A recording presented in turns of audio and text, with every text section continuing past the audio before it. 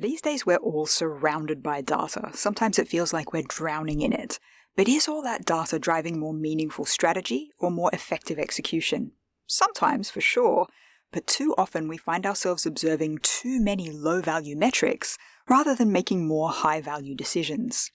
In this video, we're going to use a framework you might already know, the Knowledge Pyramid, to explore how you and your teams can climb up together from the mass of raw data to the pinnacle of wise action.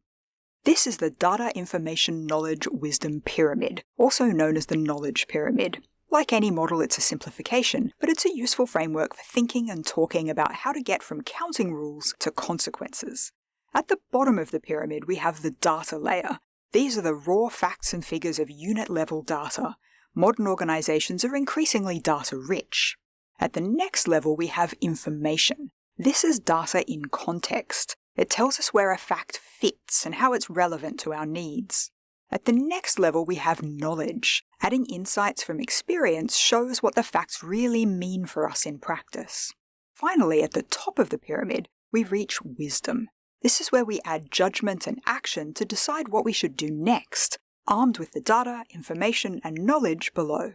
The higher you climb, the more costs you incur, and the more value you create. When we're trying to make difficult decisions with imperfect visibility, it's easy to fall into the trap of reaching for more data. I see a lot of very busy dashboards with lots of values and measures that communicate very little meaning and lead to even less concrete action. The clarity to act with confidence comes from the interaction of context and experience, not just more numbers. Here's a simple example of the pyramid in practice. At the data level, we have an observable value, $123,456,789. At the information level, we put that value in context. My bank balance is $123,456,789. If your heart just jumped into your mouth, it's because you automatically applied experience to create knowledge. That's thousands of times what I expected, and the bank has obviously made a huge mistake. But what really matters is what we do next. Applying good judgment to wise action suggests that I shouldn't rush out and buy an island until this has been sorted out. This is a simple example, but it shows why context and experience matter and the danger of overwhelming ourselves with so much information that we don't have time to engage critically with its implications for action. Data and information without knowledge can tempt us into risky actions, even if they seem data-driven on the surface. Our job as leaders is to ask for more. Is this what we expected? What's changed? What's the story behind this number? What does it tell us about progress towards our big strategic goals? And critically, what should we do about it? But in complex publicly funded organizations, there are too many decisions and too many facts to rely on individual leaders to do all that work in their heads every time. We need to build the capability of teams to work their way up the pyramid and meet decision makers where they are, or should be, by focusing on the goal of informing action rather than the task of reporting facts. If we want more, better decisions, we need to help teams climb up the pyramid with us. Start from where they are, and then ask for more of what you need to climb to the next level. If you're getting tables and raw facts, ask the team to put the data in context. Link numbers to goals, thresholds, plan trajectories, and timelines.